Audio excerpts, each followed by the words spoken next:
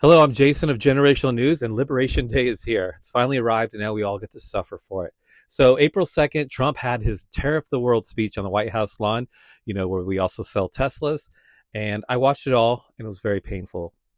Like most of his speeches, he has a topic, but he covers anything and everything. So, for those of us who watch, we got to see him talk about past elections, Biden, which we'll hear for 4 more years, or probably the rest of his life, and random other stuff like he tends to do. And once in a while, he actually threw in talks about the tariffs.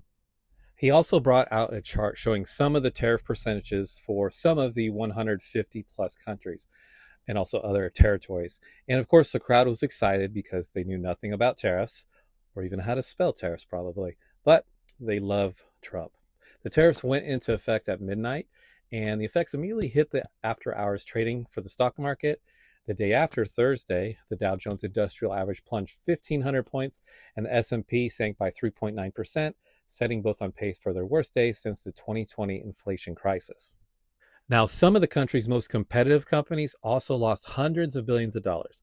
Nike and Lululemon, who rely on international manufacturing deals in China and Vietnam, they each lost more than 10%.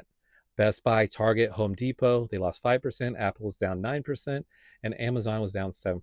It really wasn't a good day for anyone. I don't think we were surprised by that. All right, so now let's talk about the tariff percentages. There are a lot of people saying the numbers for the tariffs against the U.S. aren't accurate. There's a chart out there, plus they had one on the back lawn, and a lot of people are saying it's not accurate. Some people have said that he's taken a formula in relation to the trade deficit, and so that's one issue. So the numbers aren't accurate to start with. Another thing that came out is the tariffs of interesting places. The Trump administration put tariffs on territories that have no economy or no people. Now, a few Australian territories named Heard Island and McDonald Islands were both hit with a 10% tariff. These territories are in the southern Indian Ocean, in the middle of ocean. They're not near really anything.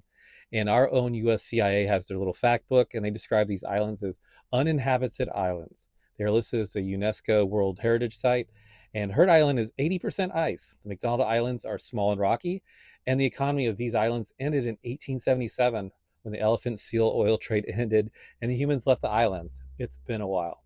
Another island that was added to the tariff list was the Australian territory, the Cocos Islands.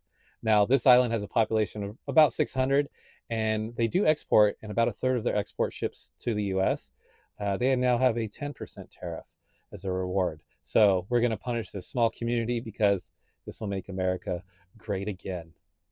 Moving to the north, there is a small Norwegian island and former whaling station that also faces a 10% tariff now. No one lives there permanently. A few military personnel rotate to the island, but no one's there permanent. It has no economy. And again, our CIA's fact book has stated this. There's also a group of islands with a 50% tariff. You heard that right, 50. That would be Saint Pierre and Miquelon, French territories near the Canadian province of Newfoundland. The community of 5,000 processed crustaceans and shellfish. They are getting a much higher tariff rate than France. Not to be outdone, though, Lesotho, which is an African country surrounded by South Africa, is also getting a 50% tariff. They export diamonds, garments, wool, power equipment, and bedding. Trump is even adding tariffs to remote locations where we have strategic air bases.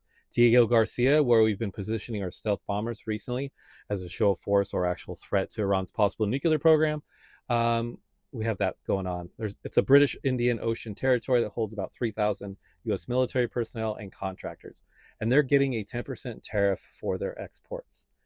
The Marshall Islands is another place that the U.S. military uses, and they're getting a 10% tariff also.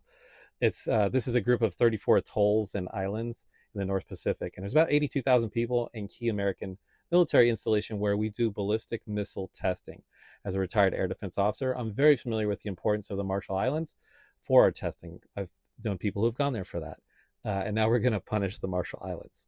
Now, let's go back to Wednesday. Some Senate Democrats and even 4 Republican Democrats are fighting back against some of the tariffs. The Senate voted 51-48 in favor of a Democratic-led measure to revoke Trump's Canadian tariffs. The 4 Republicans are Senator Susan Collins of Maine, Senators Rand Paul and Mitch McConnell of Kentucky, and Senator Lisa Murkowski of Alaska. These 4 joined all the Democrat senators in supporting it, and the resolution is not expected to go anywhere, though, in the House. Senator Collins said if these tariffs go into effect, it'll be so harmful. She said this on the Senate floor ahead of the vote, and she also said, as price hikes always do, they will hurt those the most who can afford them the least. Collin listed the industry workers in Maine who would be particularly affected by a trade war, and those groups would be lobstermen, blueberry growers, and potato farmers. Now, in Kentucky, home to a $9 billion bourbon industry, distillers are grappling with boycotts and retaliatory tariffs from Canada. Tariffs on Canada will threaten us with a recession. I mean, it's a terrible, terrible idea, Rand Paul told reporters on Wednesday. In a lengthy statement after the vote, McConnell warned that the tariffs could have long-term consequences right in our backyard, pointing to the nearly 70,000 Kentucky family farms that sell crops around the world, or the Kentuckians who craft 90% of the world's bourbon. Tariffs make it more expensive to do business in America, driving up costs for producers and consumers across the board, said McConnell, the former longtime Senate Republican leader. So now we're getting started with the tariffs, so the long-term effects are not really known yet. But unfortunately, the short-term effects are just around the corner, and we'll be seeing that soon, unfortunately. All right, that's it for today. If you want to get more content from me, I'm on TikTok, Instagram, and YouTube as Generational News. Have a good day.